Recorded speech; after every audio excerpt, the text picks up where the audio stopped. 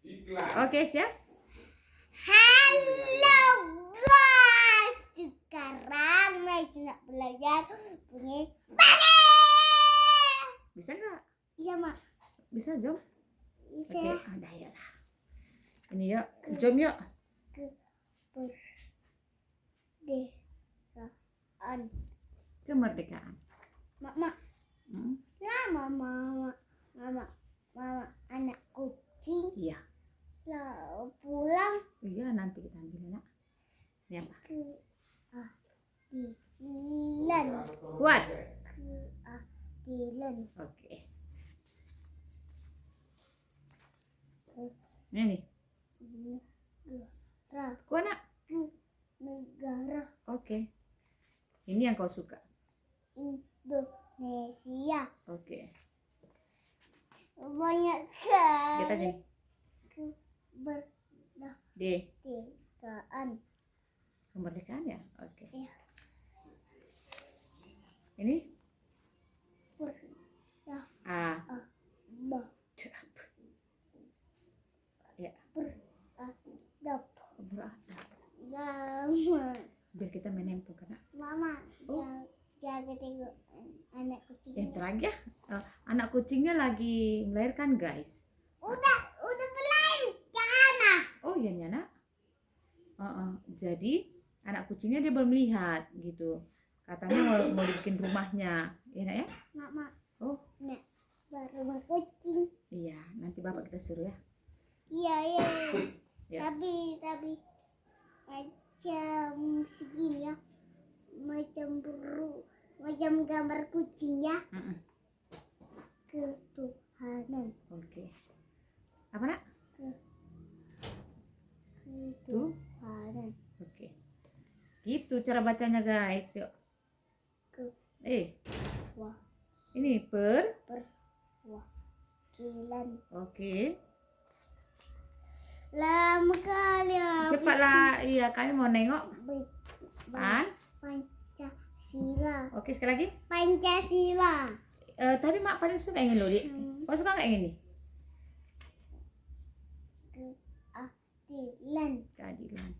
Nggak suka itu. Iya dong. Harus adil. Aku nggak suka itu lah. Jadi orang itu harus jadi berkeadilan sosial bagi seluruh rakyat Indonesia. Gitu.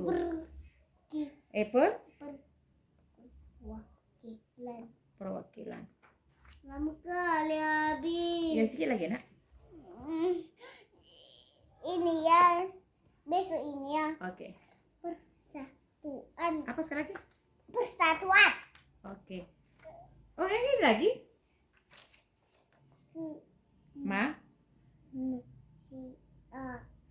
Kemanusiaan. Yeay, aku nak kucing mah. Nanti digigit loh nak. Mak jaga. Mak jaga. Kakak Elina yang jaga. Iya. Segila.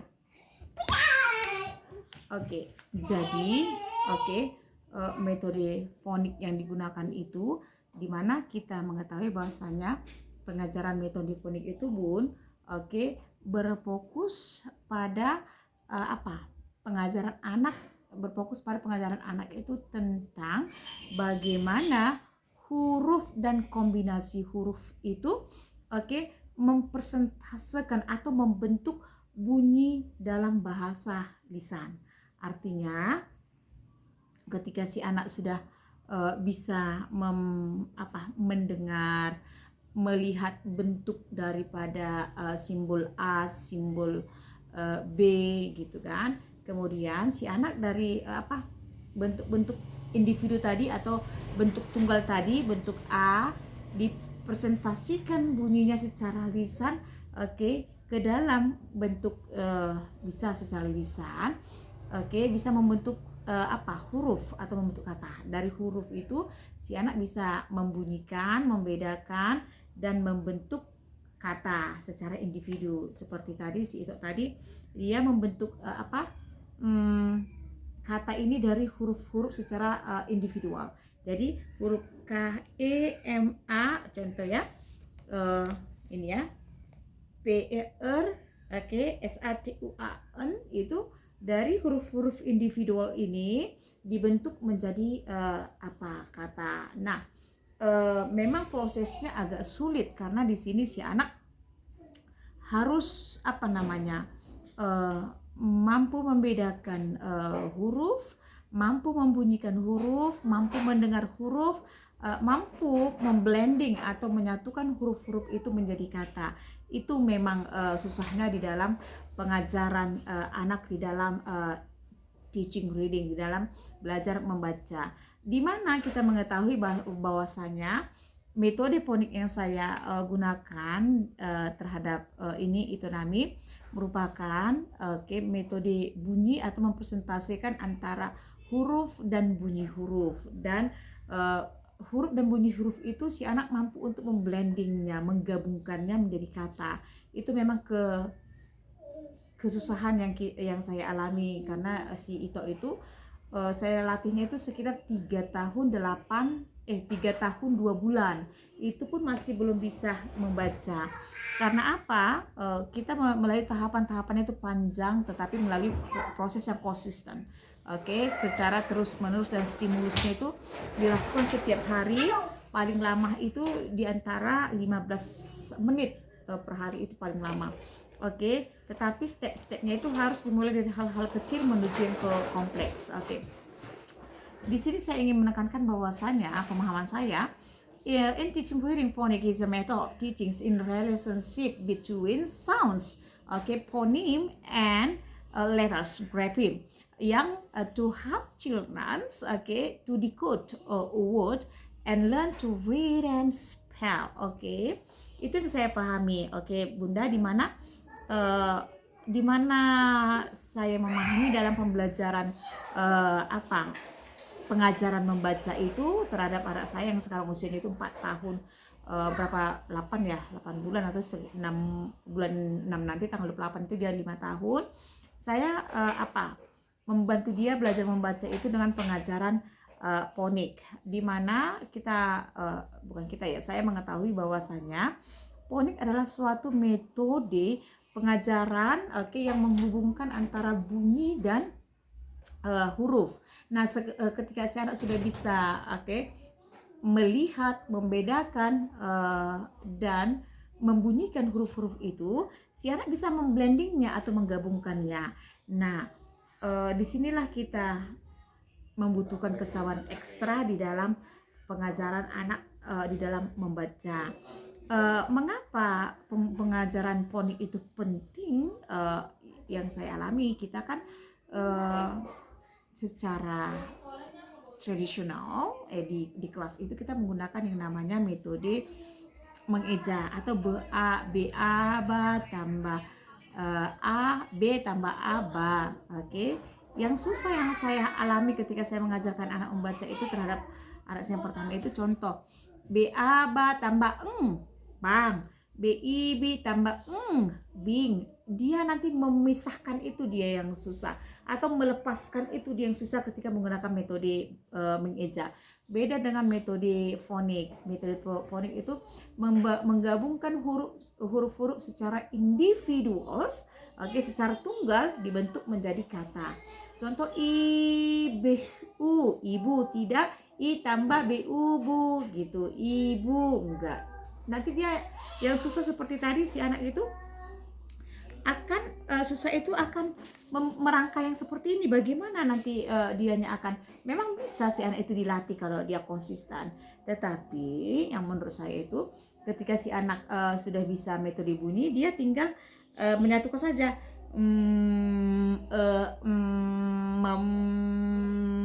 maju kan. Jadi secara otomatis otaknya itu sudah bisa melihat bahwasanya ini memajukan.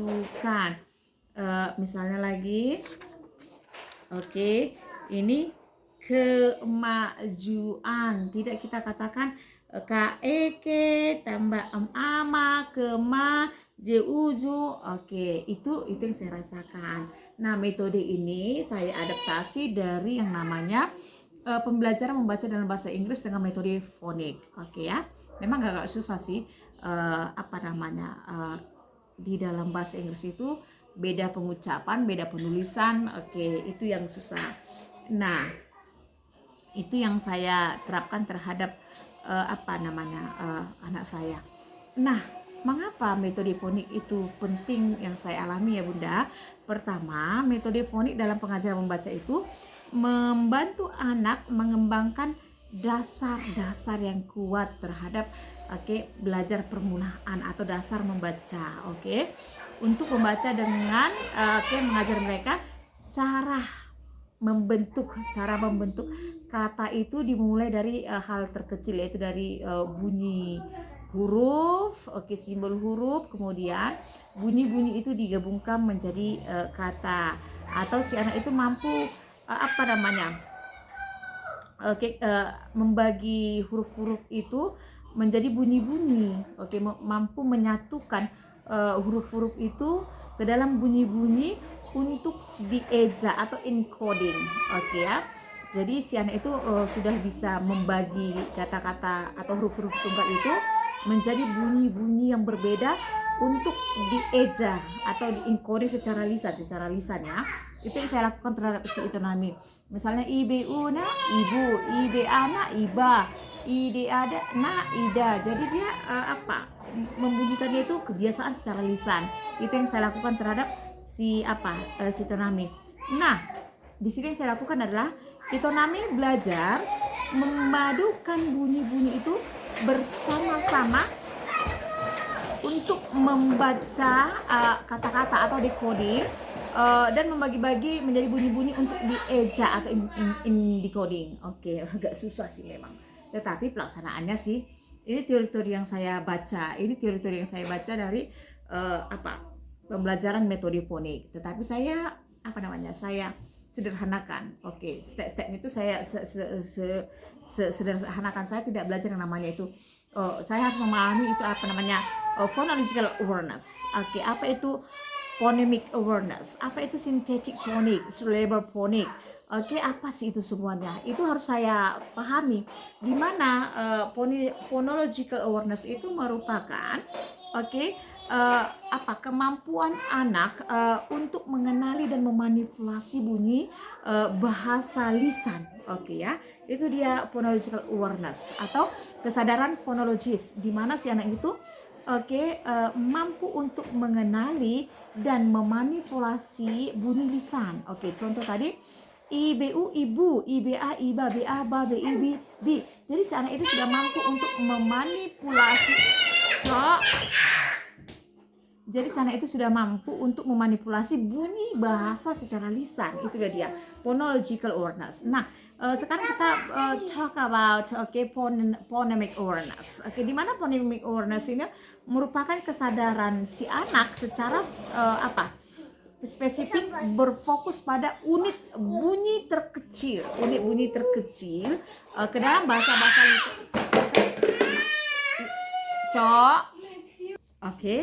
Jadi itu dia phonemic awareness itu. Jadi si anak itu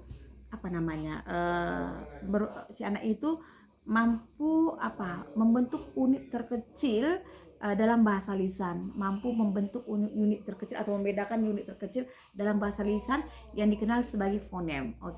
Ini melibatkan si anak itu dalam kemampuan mendengar, mengidentifikasi, dan memanipulasi bunyi individual ke dalam kata-kata. Artinya si anak itu bisa membentuk huruf itu secara individual atau secara tunggal menjadi kata-kata. Itulah dia. Jadi si anak itu sudah mampu menganalisis bunyi yang terkecil. Itu dia yang dinamakan dengan phonemic awareness. Nah, lain lagi dengan synthetic phonic. Synthetic phonic itu di mana kita tahu synthetic phonic atau phonetic synthesis itu adalah di mana kita mengetahui bahwa metode ini berfokus pada pengajaran anak tentang bunyi-bunyi huruf-huruf secara individual atau fonem, dan kemudian memadukan bunyi-bunyi itu bersama dengan membaca kata. Ini harus kita pahami. Di dalam membaca di dalam memahami namanya pembelajaran membaca itu, kita harus memahami namanya phonological awareness. Kita harus memahami yang namanya phonemic awareness, synthetic phonic, dan syllable phonic. Itu tahapan-tahapannya, tetapi saya menyederhanakannya itu ke si anak ini supaya si anak itu jauh lebih mudah untuk dipahami. Thank you, Mak.